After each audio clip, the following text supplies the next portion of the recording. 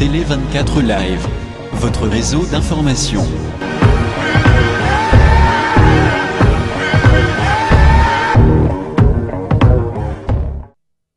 RDC au cœur d'une réunion du Conseil de sécurité de l'ONU. Voilà près d'une semaine que les forces de la MONUSCO sont engagées auprès des troupes congolaises. Objectif, déloger les rebelles du M23. Mais depuis hier, le pilonnage de certains villages s'est intensifié, faisant un mort côté civil, un mort côté casque bleu. Et une fois encore, prise entre deux feux, la population crie son inquiétude. Valérie Hortel. Tirs d'hélicoptères et d'artillerie. Depuis hier, l'ONU et l'armée congolaise pilonnent sans relâche les positions du M23. Leur cible, ces collines, à une quinzaine de kilomètres au nord de Goma.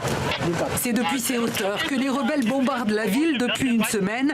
4 obus sont encore tombés hier sur Goma, tuant un civil. La MONUSCO espère faire reculer les rebelles et mettre Goma hors de leur portée. Ces actes sont non tolérables, ils sont inexcusables et nous devons les combattre. Un casque bleu a été tué hier. Il appartenait à la brigade d'intervention de l'ONU. Les combats ont aussi fait plusieurs blessés dans les rangs de l'armée et de la MONUSCO. Critiquée pour son incapacité à protéger les civils, l'ONU est donc entrée en action, mais elle souhaite une reprise du dialogue. La porte à la négociation est ouverte à tout moment. Mais si la négociation ne peut pas aboutir, bien sûr, la FIB est là pour mettre la pression. C'est un peu la carotte et le bâton. Dans les rangs des rebelles, on dénonce le choix de la violence et on réaffirme une volonté de paix. Ce n'est pas notre choix. Notre choix est celui de la paix. Mais si cela arrive, nous avons la capacité de nous défendre. Et nous nous défendrons. 48 heures après le début de l'offensive, Goma retient son souffle. La population est en colère parce que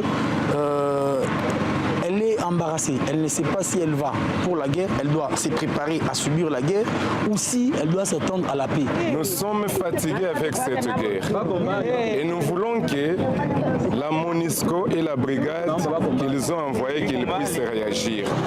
Des habitants de Goma qui espèrent en finir avec cette menace qui vient des collines. Face à cette menace, justement, on va prendre la température dans les rues de Goma avec Philippe Lamère, correspondant de la RTBF. Philippe, quelle est l'atmosphère dans cette région du Nord Kivu ? Ce soir, Goma est calme, mais toute la matinée de ce jeudi, on n'a pas cessé d'attendre des tirs d'artillerie. Un obus est tombé à Gisenyi, au Rwanda, à la frontière. Il y a le bilan d'une femme qui a été tuée et un enfant grièvement blessé. Le Rwanda accuse le Congo. Cet après-midi, un voyageur qui se rendait à Kigali a croisé sur la route un charroi militaire important qui descendait vers la frontière.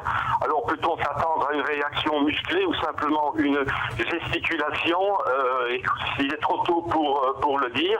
La seule certitude, c'est que l'armée congolaise, avec l'aide de la MONUSCO, qui a engagé des hélicoptères et d'artillerie, essaye de reprendre petit à petit cette colline où le M23 résiste depuis une semaine et où il aurait reçu l'appui de forces rwandaises. Alors ces violences reprennent au moment même où devait s'ouvrir aujourd'hui à Goma un festival de la paix, le festival Amani, un festival auquel devaient participer des artistes internationaux et également locaux, mais les armes auront eu raison de ce festival qui a été annulé.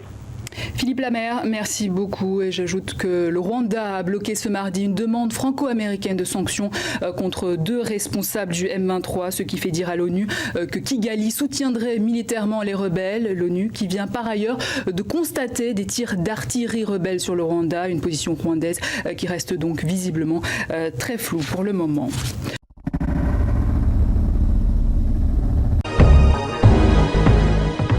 Télé 24 Live, votre réseau d'information.